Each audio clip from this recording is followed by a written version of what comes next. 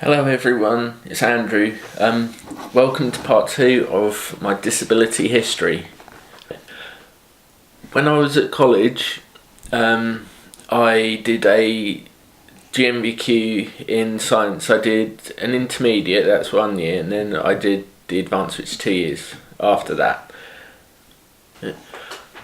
When I was in my first college, I had a very humiliating experience where we were just about to do an experiment, and the teacher said, you need to use water, and I put my hand up and asked a question: what water do we use? Do we use distilled or do we use tap water? And she completely humiliated me in front of the whole class and called me stupid.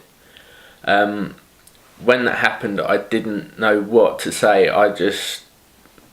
It was just the worst experience ever.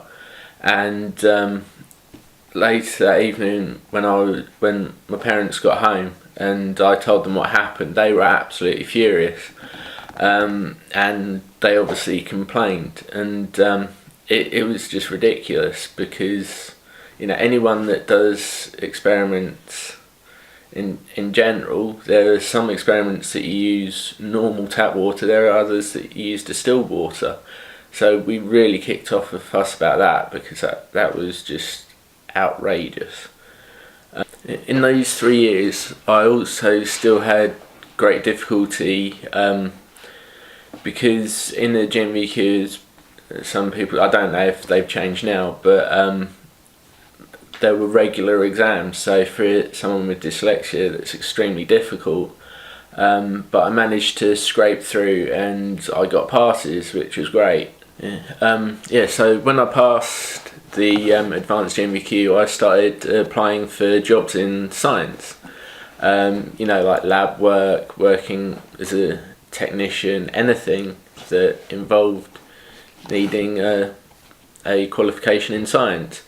And doing this GMVQ, it's supposedly a vocational qualification, but every time I was applying for jobs, they were asking for people with experience. And obviously when you're straight out of school, you don't have the experience of the job, and for it to be a vocational qualification, it just seemed ridiculous.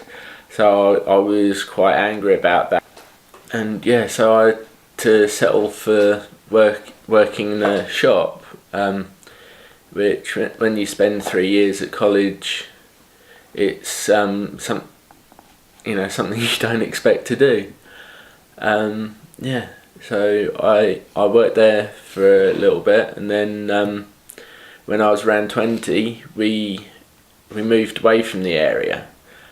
I changed jobs, and I ended up working in a supermarket for a little bit, and at that point I also decided that I wanted to try and go to university, and it was decided that I'd just do a A.S.D level at college, just to get me back into the swing of learning in a classroom. So I did that, but I absolutely hated it, because I always had, or quite often had a run-in with the teacher over coursework and things, and it wasn't a pleasant experience.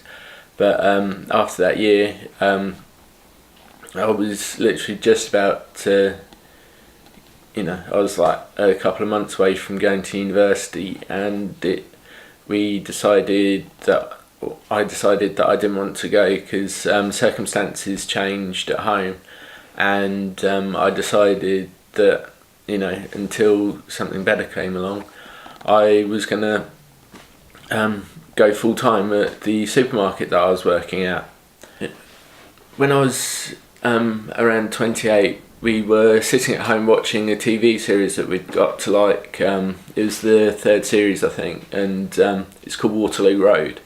And we noticed that one of the new characters that was in that series showed behaviours that were very similar to mine, and we were like, that person seems to be displaying things that I do, funny things.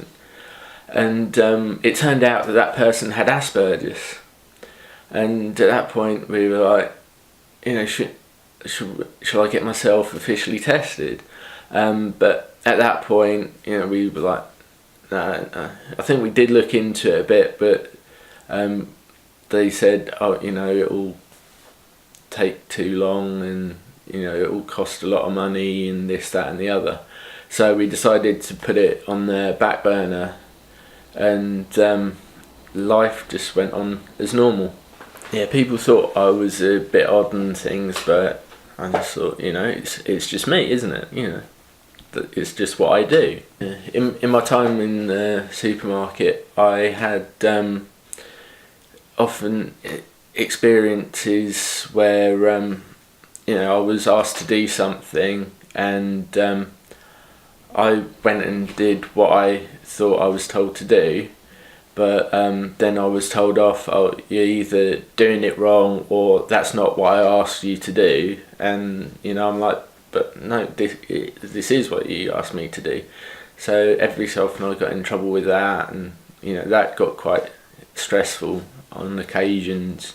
When I was finding roles stressful at the job, I often asked to change role, change area in the supermarket or whatever, but often it wasn't possible. Either there wasn't enough hours, or someone else wasn't in line to be switching role as well. So often I was stuck in a role for a very long time, and it just compounded the stress. For a time I was doing delivery driving for the supermarket, taking people shopping to their houses. I really thoroughly enjoyed it, but there were the odd occasions where I came to an address, and I looked down the driveway and saw the house, and I got out of the car and looked down the driveway and saw the house, and I was like, the van's not going to get in or out of here.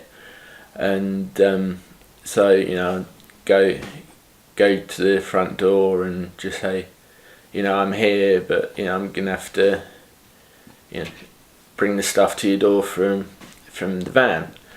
But a lot of the time the customer would say, oh no, you can make it, I've seen such and such a van do it, they've done it all the time, they're about the same size. And I was very reluctant. I was like, no, I can't, it's a long wheelbase van, it won't do it. And the customer was very insistent that I did it, so I said, okay, I'll do it, but I'm pretty sure I can't, but I'll, if you say I can do it, I'll do it. When it came to it, I was able to get the van into the driveway and deliver the shopping, but when it came to driving out, I damaged the van and the wall or fence, which is quite embarrassing for that. And what was even worse is when people that I work with found out about it, they were all, I heard about it for years and years and years after, and that really, really wound me up and bothered me and made me even more stressed, because why would you want to be working somewhere that you just go in there and people take the mickey out of you when it wasn't necessarily your fault. I do take blame, I was the one driving, but I was almost bullied into doing it. And it's where when I was in the supermarket, I was often asked to speed up and work quicker, and and I said, I am working as fast as I can, but my hands won't let me go as fast as you want me to do. I am doing the best I can. And even though when I started at a job, I told them of my disabilities at the time, they they were aware of my disabilities, but they kept on pushing and pushing, asking me to work quicker and quicker, and that stressed me out more, to the point I was all, I was, I'd been looking for other work for, on and off for a few years, and when you've been working in one role for so long, it's very difficult to change. And but with the way things are in this day and age, it's hard. And so at that point I had enough. I was like, I'm gonna try and go back to university. So I decided that I was gonna do a open university degree.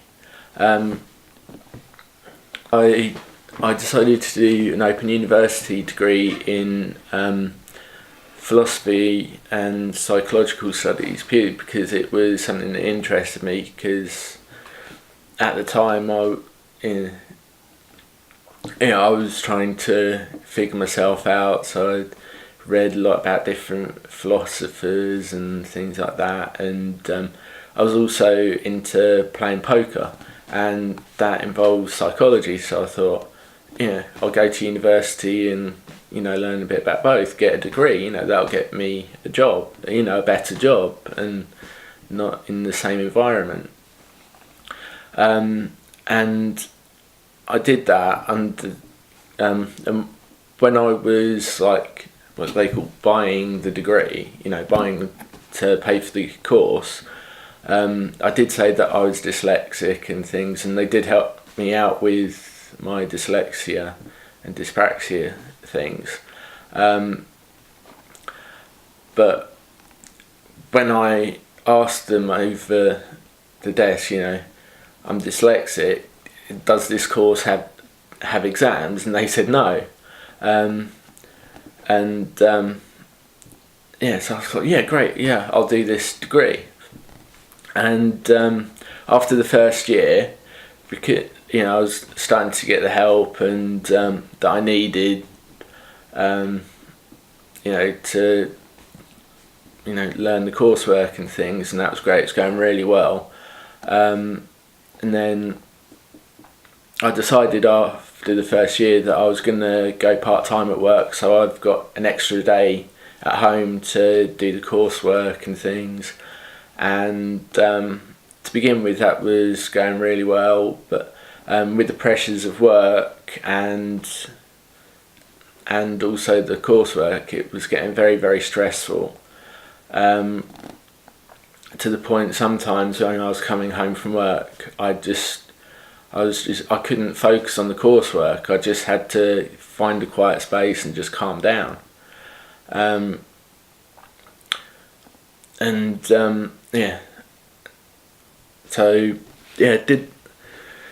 Did really well. Passed my first year. It was a part-time course. It was a 3-year course spread over 6 years. So enjoyed the first year. Enjoyed the second year, and then when I started the third year, they said at the end of this year you'll be doing an exam, and I was like, what? That's not right. I was told that we wouldn't be doing exams, so I had even more pressure now to, I had to really, really learn this stuff, really, really learn, because there's you can't take certain things into the exam, you can't do this, that and the other, and I'm like, this is a really, really hard course. I'm enjoying it, I'm learning it, but the information that I had to have stuck in my brain, it wasn't sticking, and it was just impossible. It was just so stressful, and I did the exam. They did it at my home. I could do it on my laptop. They gave me extra time, but when I did the exam, I thought I'd done the best I could. I thought I nailed one bit, and then yeah, when I got the results back, I was absolutely devastated because my coursework, I'd nailed that. It was brilliant. But I'd completely failed the exam. Even on the bit that I thought I'd done really well at was as bad as the rest of it. And, that really, almost put me in the depression, because I was like, what the hell can I do? It's, where do I go from here? I'm going to be stuck doing a job I don't like, for potentially the rest of my life, and a job that doesn't particularly pay brilliantly in this current circumstance. I'm still living at home with the parent.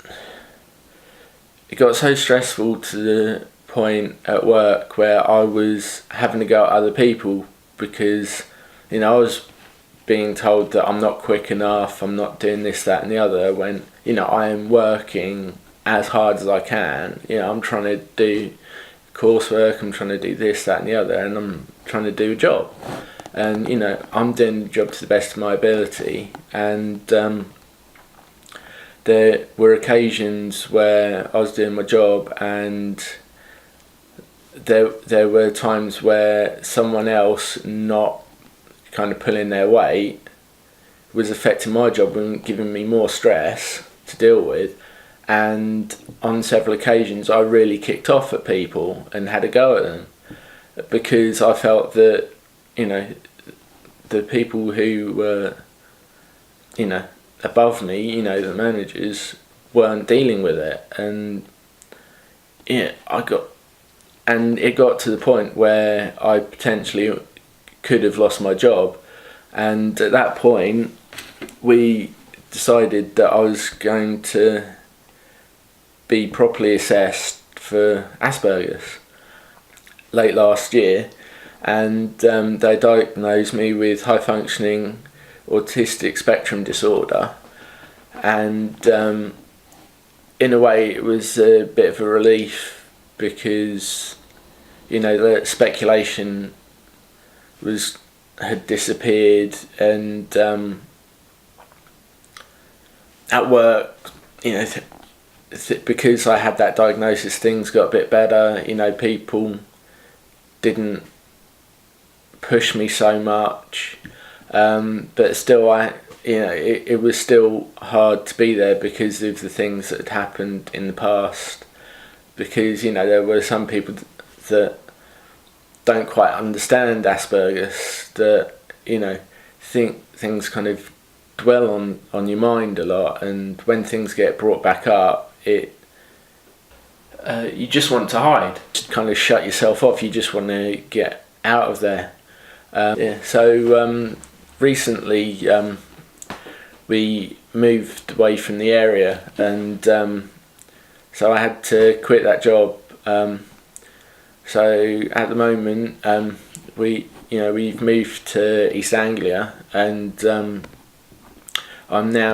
we're still in the process of moving in, but I'm also going to be starting to look for work, and we shall see how that goes.